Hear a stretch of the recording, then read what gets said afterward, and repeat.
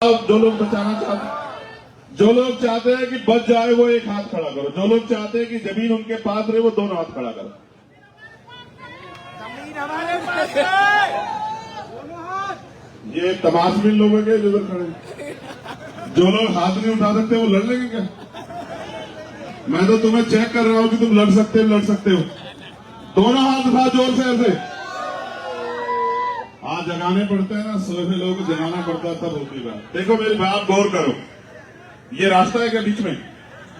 तो तुम लोग आगे आओ, थोड़ा उसको रास्ते को बना रहना दो, वरना तो बात खराब हो जाएगी। थोड़ी सी जगह बनाओ कि लोग आसानी से आते जाते रहे। मैं धन्यवाद देता हूं यहाँ के एडमिनिस्ट्रेशन का, पुलिस के लोगों का भी, जिन्होंने हमें परमिशन दी कि हम अपनी बात यहाँ रखते और उनकी बात को बल मिले। देखो मैं आपको वापस लेके चलता हूं, जब 14 अगस्त को देश गुलाम था। कब? 14 अगस्त 1947। 15 अगस्त 1947 को हम लोग आजाद हुए। जब देश आजाद नहीं था, इस देश में बहुत तरह के अधिकार सब लोगों के लिए नहीं थे।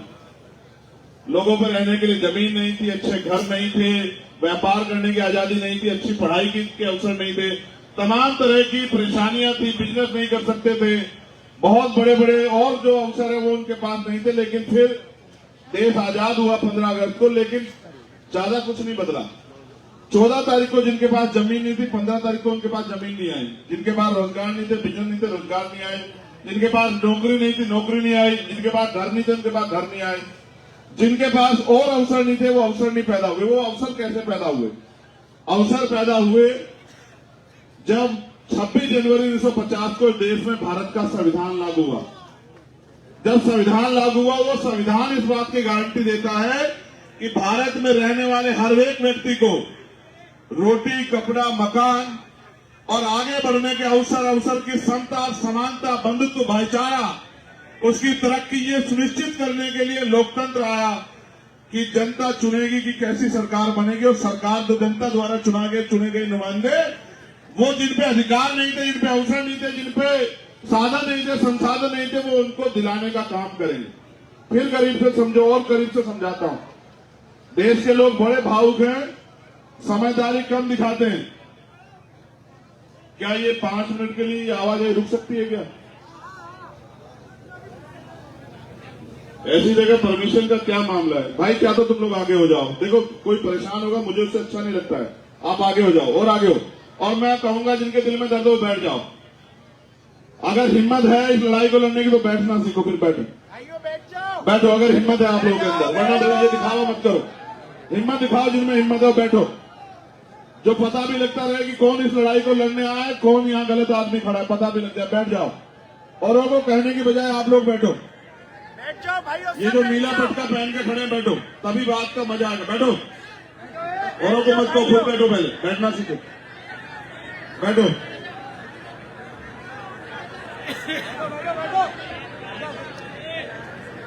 इधर वाले इधर हो जाओ। ये बाजार है क्या? चलता रहेगा। बैठो ना भाई, बैठो। वो आपके लिए आए दीवाने। बैठो, अगर कुछ लड़ना है तो बैठो। मैं देखो उन्हीं की लड़ाई। कहते ना हिम्मत मरदा तो मदद खुदा। जब आप हिम्मत करोगे तभी तो मदद होगी ना। पहले आप हिम्मत करो। आपने परमिशन दी तो कुछ व्यवस्था की होगी ना। ये क्या है? रास्ता बंद करने के लिए कहा था। यहाँ के इंचार्ज कौन है? ये जो परमिशन दी है इसलिए दी है क्या? डिस्टर्ब करने के लिए। अगर कोई गोली चला दे कौन जिम्मेदार लेगा? आप लोग लोगे क्या? मजाक समझ रहे हो क्या?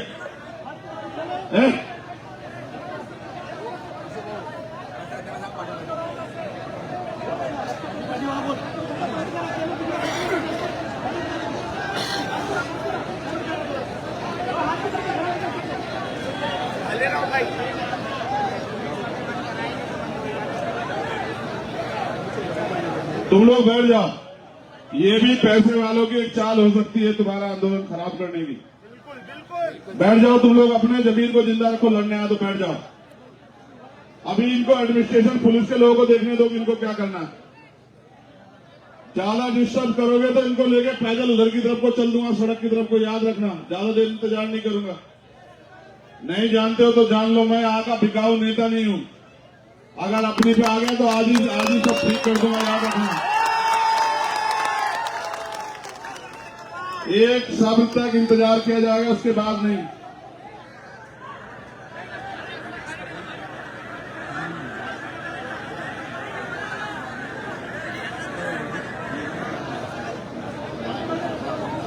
पोलीस प्रशासनाने हा जो रस्ता आहे ना येण्या जाण्याचा बंद करून टाका प्लीज। मी बिडकर साहेबांना विनंती करतो, त्यांच्या प्रशासनाला हे जर लोक येतात जातात ना बंद करून टाका। फक्त आता 1 घंटा राहिलेला आहे, 1 घंट्यासाठी ताराविकारांनी कळ सोसावी। इथे जे पोलीस अधिकारी आता येऊन जाऊन देऊ नका कोणाला प्लीज। इकडे पण जरा पोलीस नाही तर आमचे कार्यकर्ते उभे राहतील, आमच्या कार्यकर्ते उभे राहतील आणि कोणालाच येऊन देऊन जाणार नाही। सगळ्यांनी इकडून आता बस करा, येणं जाणं बंद करा आता।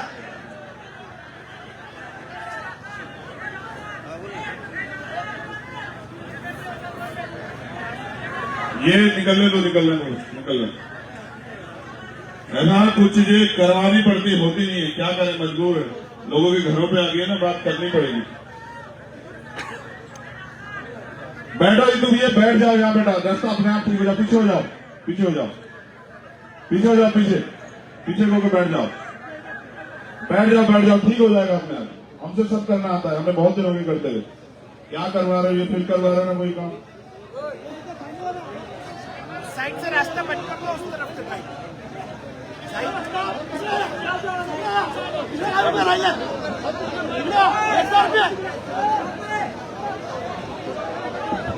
तिकडे एसआरपी उभी आहे, फक्त उभं राहायला तुम्हाला प्रशासनाने सांगितलं नाही, तिथं अडवा सगळ्यांना। अच्छा, आप लोग चलोगे मेरे साथ सड़क पे? पुलिस का कौन है? अगर 5 मिनट में व्यवस्था नहीं हुई तो मार्च निकालेंगे हम लोग। पोलीस अधिकारी एसआरपी थांबवा। जो लोग चलेंगे हाथ खड़ा करो जरा एक बार।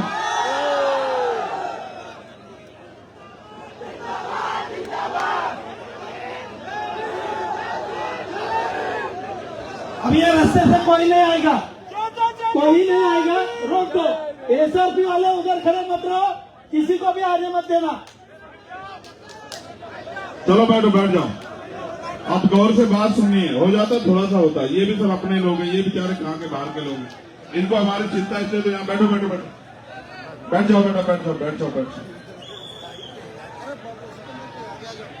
चलो शुरू करें बात। तो मैंने आपको बताया कि जब देश आजाद हुआ तो धन धरती राजपाट में बंटवारा नहीं हुआ। धन धरती राजपाट में बंटवारा होना चाहिए था। जो लोग गरीब थे उनको अवसर मिलने चाहिए थे, जिन पे जमीन नहीं थी उनको जमीन मिलनी चाहिए थी, जिनके पास बिजनेस नहीं थे उनको बिजनेस मिलना चाहिए था, जिन पे नौकरी नहीं थी उनको नौकरी मिलनी चाहिए थी, जिन पे आवास नहीं थे उनको आवास मिलना चाहिए था। लेकिन सरकार ने ऐसा कुछ नहीं सोचा। तब से लेकर आज तक जो भी सरकार बनी हमेशा पैसे वालों के बारे में उन्होंने सोचा। वो पैसे वालों के बड़े बड़े लोन माफ करती है, पैसे वालों को जमीन देती है, बड़े बड़े फैक्ट्री वालों को जमीन देती है और गरीबों की जमीन को छीनने का काम करती है। आप यहाँ कह रहे हैं कि आपसे बीच में पूछा नहीं गया, अडानी को दे दिया गया। आप याद करो, जब किसानों के खिलाफ कानून बने किसानों से नहीं पूछा गया। अभी ट्रक ड्राइवर, तमाम तरह के ड्राइवर सड़कों में है, ड्राइवरों के खिलाफ कानून बना, उनसे नहीं पूछा गया। जब सीए एनपीआर डांसी पे कानून बना तो मुस्लिम भाइयों से नहीं पूछा गया, बौद्धिस्टों से नहीं पूछा गया, ईसाइयों से नहीं पूछा गया। ये सरकारें पूंजीपतियों की गुलाम। अडानी अंबानी ने देश के बहुत सारे चैनल खरीद लिए हैं, इनको अपना प्रचार कराना है। आपकी मेहनत की कमाई जो टैक्स की कमाई है, उस पैसे से इस देश की सत्ता पे काबिज होना है। आपका खून चूसना है, सरकारों का धर्म बन गया है। और आप देखो, आपके टैक्स के पैसे से चलने वाली सरकार आज आपको उजाड़ देना चाहती है। आप महसूस करो, अभी कितना पैसा खर्च करके सरकार गिराई, इन लोगों ने गिराई या नहीं गिराई? कितने लोगों को ईडी, सीबीआई, इनकम टैक्स से डरा, क्यों डराया? क्योंकि अडानी को आपकी जमीन सौंपनी है। ये 600 एकड़ जमीन है, ये आपने सींच के तैयार की। ये कभी बंजर जमीन होती थी, गड्ढे होते थे, आपने इसको तैयार किया, मेहनत किया, आज आपने तैयार कर दिया तो उनको पूरा लग गया है। वो आपको इंसान नहीं समझते, गरीबों को कीड़े मकोड़े समझते हैं। उनको लगता है कीड़े मकोड़ों को शहर से बाहर रहना चाहिए। मैं सरकार को यह बताना चाहता हूं कि भारत का कोई भी इंसान कीड़ा मकोड़ा नहीं है, उसका भी उतना अधिकार है जितना अडानी अंबानी का अधिकार है। सरकार इस बात को याद रखे। ये हमारी जमीन है, आपने जो तय किया बहुत अच्छी बात है, लेकिन मैं आपको ईमानदार से कहता हूं, अगर आप चाहते हो लड़ाई लड़ी जाए तो 1 लाख घर है यहाँ, एक घर से एक आदमी तैयार हो जाओ, सरकार की जमीन खींच लेंगे, अपनी एक ही जमीन नहीं देंगे सरकार को। सरकार याद रखे, सरकार को क्या लगता है हम आजाद भारत में गुलाम हैं? हम गुलाम नहीं है। वो जानते हैं गरीब और कमजोर वर्ग के लोग रहते हैं, और उनकी असल लड़ाई क्या है? किसी भी देश को अगर कब्जा करना हो, किसी भी देश को गुलाम बनाना हो, तो उस देश की 2 चीजों पे कब्जा करना पड़ता है। पहला, उस देश का बिजनेस। याद करो, जब अंग्रेज यहाँ आए तलवार लेकर नहीं आए, बंदूक लेकर नहीं आए, ईस्ट इंडिया कंपनी के रूप में एक बिजनेस की कंपनी यहाँ लेके आए और धीरे धीरे पूरे देश पे कब्जा कर लिया। और एक समय ऐसा आया कि हम अंग्रेजों के गुलाम हो गए। ये जो आज सरकार में बैठे हैं, ये अंग्रेजों के पिट्ठू हैं, ये इजराइल से चलते हैं। मैं इनको बहुत अच्छी तरह जानता हूं कि इनका बाप कौन है। आप याद करो, अडानी अंबानी नहीं है, वो दोबारा से ईस्ट इंडिया कंपनी लेकर आए अडानी के रूप में। अडानी के रूप में देश का सारा व्यापार वो अडानी को सौंप देंगे। एक दिन ऐसा आएगा, ये लड़ाई है। आपके पास जो दुकानें खड़ी हैं, आप पे जो रोजगार है, चाहे चमड़े का हो, चाहे जरी का हो, चाहे किसी और चीज का हो, वो आपसे आपका रोजगार छीनना चाहते हैं, किसानों से उनकी जमीन छीनना चाहते हैं, नौजवानों से उनकी नौकरी छीनना चाहते हैं, वो आपसे आगे बढ़ने का हक छीनना चाहते हैं। क्योंकि अगर आप अपने पैरों पर खड़े रहे तो उनकी गुलामी स्वीकार नहीं करोगे। अडानी अंबानी नहीं है, याद करो, ये अडानी नहीं है, ये इस देश की गुलामी की पहली तस्वीर है। एक दिन ऐसा आएगा, आपकी सारी दुकानें, क्योंकि जीएसटी लग गई है, आपकी सारी दुकानें बंद हो जाएगी और आपकी दुकानों की जगह बड़े बड़े शॉपिंग मॉल बनेंगे। सुई से लेके और गाड़ी तक उस शॉपिंग मॉल में बिकेगी। और जिस दिन वो शॉपिंग मॉल एक दिन के लिए बंद होगा, आप रोटी रोटी को तरस जाओगे, आपको पीने के लिए पानी नहीं मिलेगा, बच्चों के लिए दूध नहीं मिलेगा। ये एक षड्यंत्र है इस देश को गुलाम बनाने का।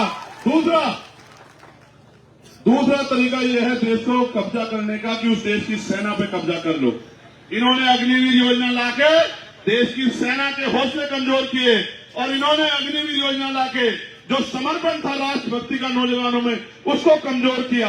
ये चाहते हैं कि सेना में इनकी विचारधारा के लोग रहें, जो इस सेना के जरिए और बिजनेस पे कब्जा करके इस देश के करोड़ों शोषितों, वंचितों, कमजोरों को, मजलूमों को गुलामों जैसा जीवन जीने के लिए मजबूर करें। मगर ये भूल गए कि जब फिरौन पैदा होते हैं तो हजरत मूसा भी पैदा होते हैं। ये लोग भूल गए, इनको नहीं पता है कि ये बाबा साहब अम्बेडकर का देश है। इनको नहीं पता है ये फूले साहू का देश है, ये महाराज शिवाजी का देश है। इनको नहीं पता है हम अपने मरते मिट जाएंगे, अपने खून के एक बूंद चुका देंगे, अपनी जमीन का एक ही हिस्सा अडानी को, सरकार को दे देंगे। ये मेरा ऐलान है। और याद रखना, मैं फिर आपसे कह रहा हूं, देखो ईवीएम के जरिए सत्ता में आ रहे हैं। ईवीएम को में छेड़खानी करने के लिए नेताओं को, अधिकारियों को तमाम तरह की चीजों को खरीदना पड़ता है। उसके लिए पैसा चाहिए। पैसा कहां से आएगा? पैसा आएगा आपकी जमीन छीन के, पैसा आएगा आपका कारोबार छीन के, पैसा आएगा आपके मेहनत की कमाई को लूट खसोट के पैसा आएगा। उस पैसे के जरिए राज करना चाहते हैं। आप तय कर लो, ये महाराष्ट्र है। महाराष्ट्र पूरी दुनिया को रास्ता दिखाता है, महाराष्ट्र पूरे देश को रास्ता दिखाता है। महाराष्ट्र वो धरती है जिसने क्रांति की ज्वाला पैदा की है। महाराष्ट्र वो धरती है जहां भीमा दौरे गांव है। महाराष्ट्र वो धरती है जहां चैत्य भूमि है। महाराष्ट्र वो धरती है जिसने गुलामी स्वीकार नहीं की है। मैं आपसे कहना चाहता हूं, मां जिजाऊ के प्रदेश में, देश में आप लोग घबराओ मत। अगर आप इस लड़ाई को जीतना चाहते हो तो मैं आपको रास्ता बताता हूं। मांगे तो आपकी मांगे। ये लोकतंत्र है। अडानी मालिक नहीं है, मोदी मालिक नहीं है, फडणवीस मालिक नहीं है, मालिक आप हैं। और मालिक से उसकी जमीन को छीन नहीं सकता। ये धरती हमारी मां है और हम अपनी मां की रक्षा करना जानते हैं। ये बात सरकार जान ले। मैं आपको ये कहना चाहता हूं, जन जागरण अभियान चलाओ। हर घर से एक व्यक्ति तैयार करो। 1 लाख लोग रोज मोर्चा निकालो। 1 लाख लोग रोज सभा करो। अपना जीवन अपनी जमीन के नाम समर्पित कर दो। कुछ दिनों में घुटनों में आ जाएंगे। आप महसूस करो। किसानों का आंदोलन आपको याद है, 1 साल से ज्यादा किसानों को लगे, 13 महीने वो बैठे रहे। लड़ाई एक दिन में नहीं जीती जाती।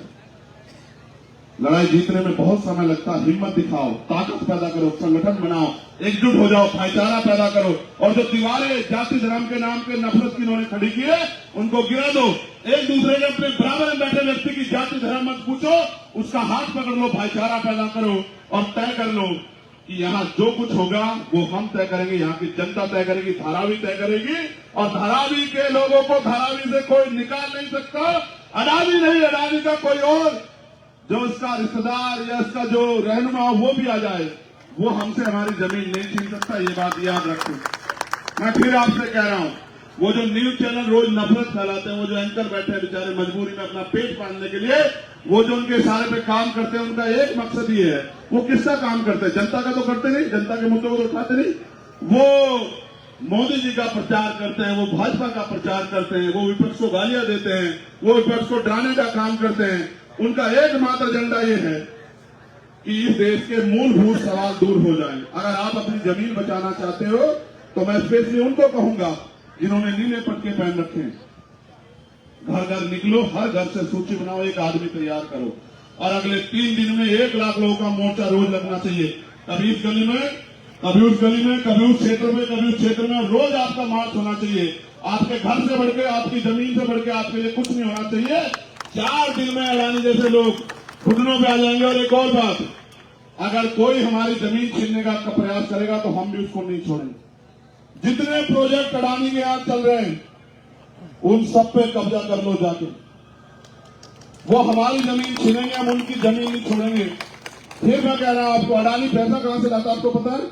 सरकार उसको लोन देती है, जन आपकी टैक्स का पैसा जो बैंकों में जमा है वो पैसा वहां से लेता है, उस पैसे के जरिए सरकार को पैसा देता है। यानी कि जनता का पैसा जनता को देकर मालिक अडानी बन गया। बताओ, सब उसके तोते बन गए, सब उसके साथ चल रहे हैं। कुछ लोग जिंदा हैं जिनका जमीन जिंदा है, वो ना सरकार से डरते, ना जेल से डरते, ना मुकदमों से डरते। मैं तो इंतजार कर रहा हूं कि कब मुझे मुंबई की जेल देखने को मिले।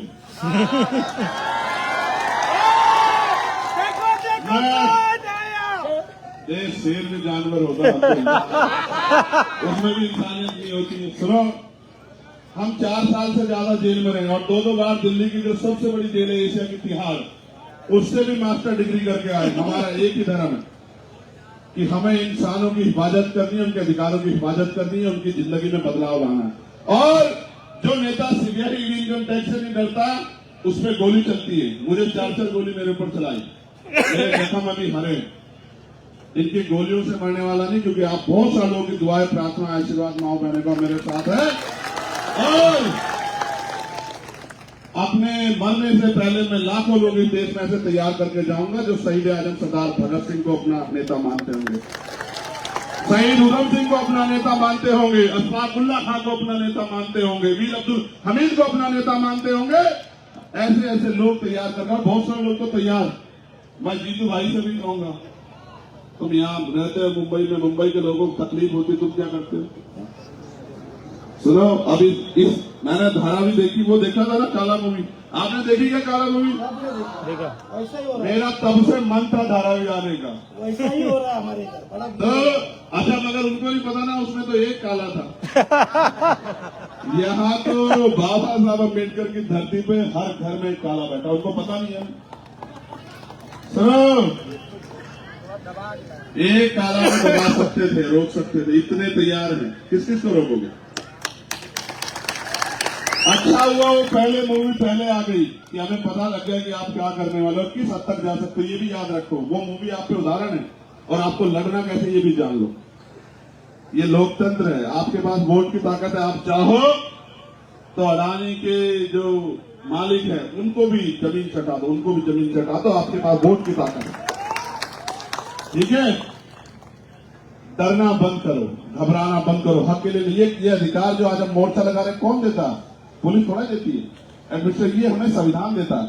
हम अपनी जो बात रखने अधिकार हमें संविधान देता है, और अगर हम अपने हक के लिए सड़कों पर आते हैं, अधिकार में हमें संविधान देता है। जब देश का संविधान हमारे साथ है और देश की रक्षा करने वाली इंस्टीट्यूशन, पुलिस और तमाम लोग हमारे साथ है, ये भी तो हमारे साथ ही है पुलिस के लोग।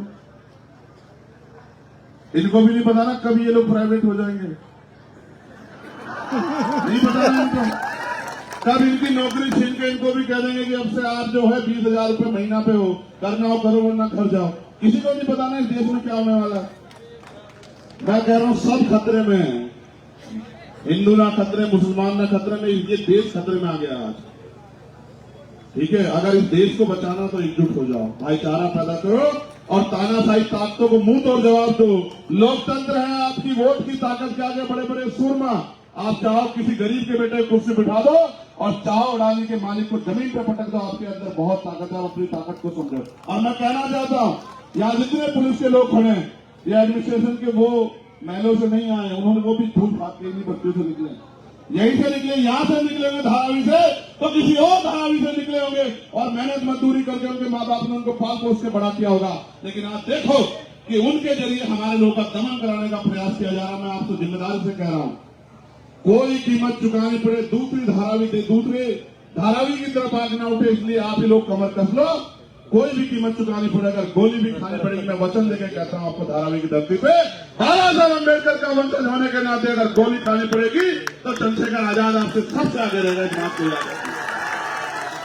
मेरे कंधों में जिम्मेदारी है, जब जब आप मुझे आवाज दोगे, जितना समय लगता है उससे पहले आऊंगा और मेरे रूप में भाई जीतू जी, भाई कैलाश जी, भाई अशोक जी, भाई सुनील थोराट जी, सुनील गायकवाड़ जी, तमाम हमारे लोग वो चंद्रशेखर बन के आपकी रक्षा करेंगे, आपके लिए लड़ेंगे। और याद रखना, एक अम्बेडकरवादी हजारों गुंडों में भारी है, ये भी आप याद रखना। ये इस मुल्क में जो सपना देखा था क्रांतिकारियों ने कि कैसा मुल्क बने, वो अभी नहीं आया। अभी रोटी, कपड़ा, मकान, स्वाभिमान, सम्मान का जीवन सबको नहीं मिल रहा है और लोग बड़ी मेहनत से एक एक पैसा जुटा के प्रयास कर रहे हैं, तो भी इनको नहीं पहुंचा। ये चाहते चंद लोग राज करें और बाकी लोग मेहनत मजदूरी गुलामी करें। किसकी गुलामी करें? अंग्रेजों से तो हम लोग लड़ लिए थे, लेकिन ये जो अंग्रेजों के भेष में ये जो यहाँ आज जो है, जो लोग राज कर रहे हैं, इनसे भी लड़ना पड़ेगा मेरे लोगों। इसलिए आपसे कहना चाहता हूं, एक कल से सूची बननी चाहिए और 30वें दिन में संज्ञान लूंगा इसका।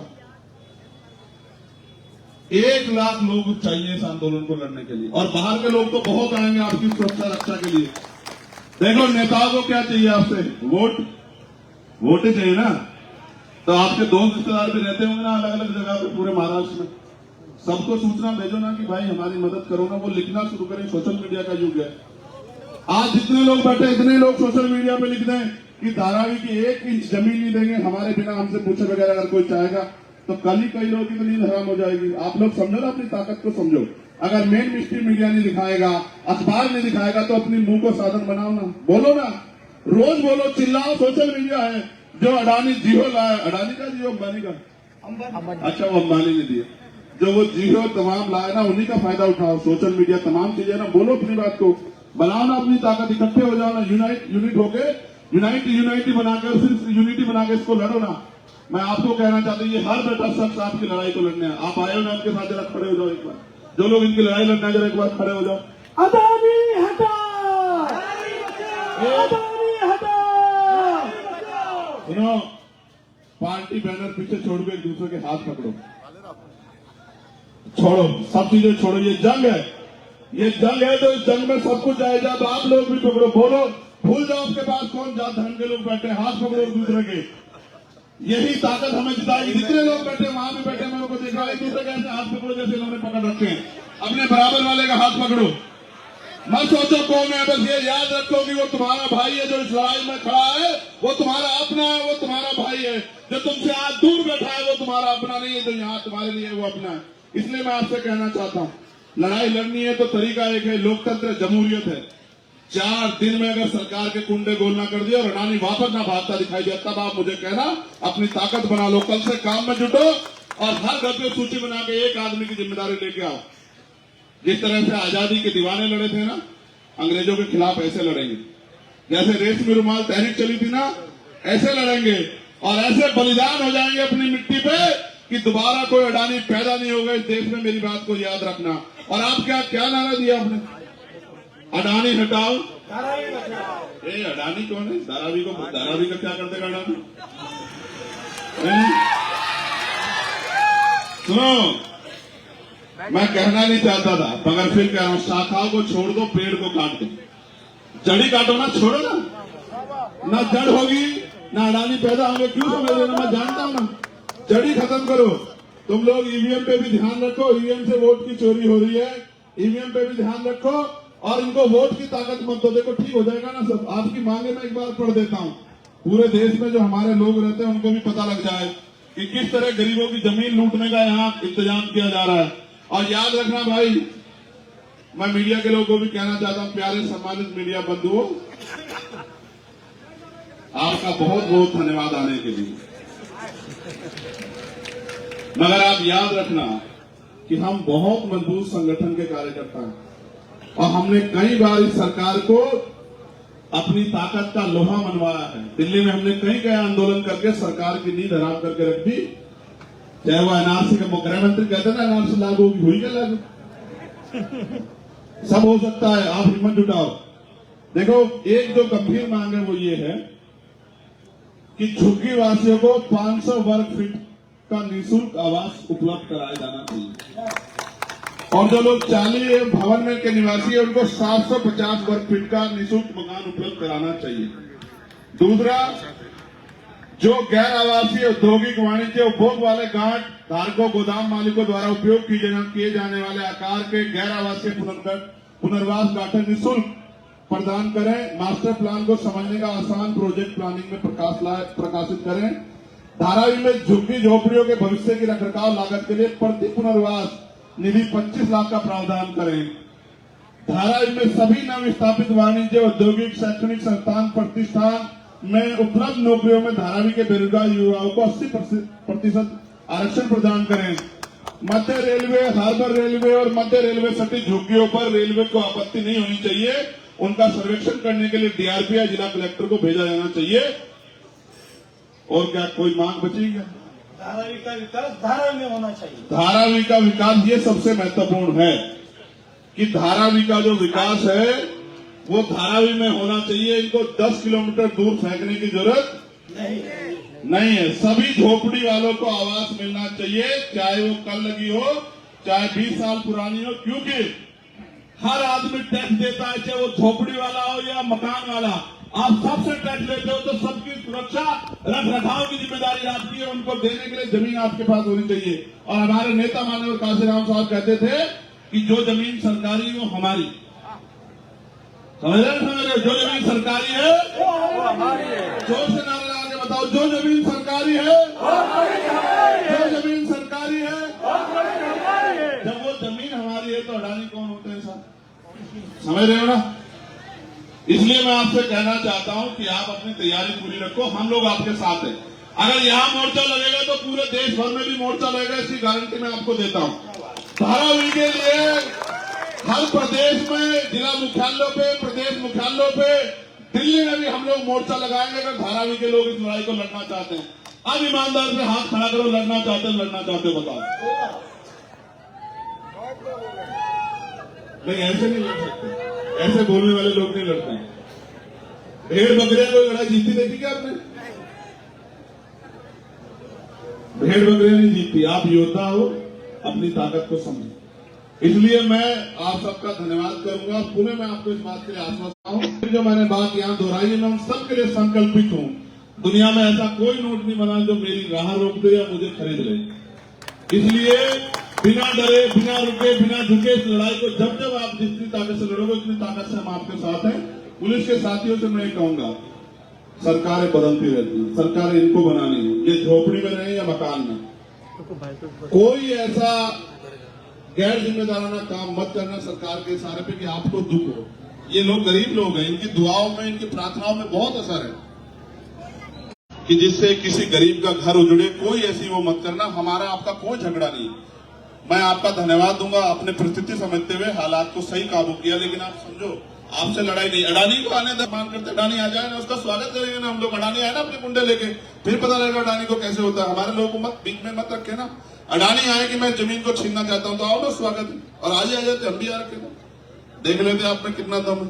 इसलिए आपसे कह रहा हूं, अगर मुंबई झुक गई, धारावी झुक गई तो ये देश गुलाम होने में देर नहीं लगेगा। धारावी को झुकना नहीं, ये बात आप तय कर लो।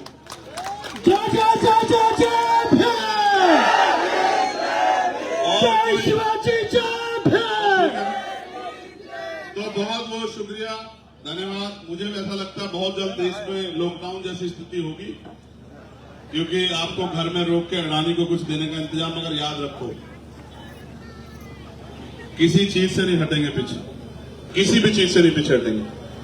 आपकी आंख से एक आंसू नहीं टपकने देंगे, खून टपका देंगे अपना, लेकिन किसी भी कीमत पे आपको कमजोर नहीं पड़ने देंगे। बहुत धन्यवाद। मीडिया के बंधुओं का भी धन्यवाद।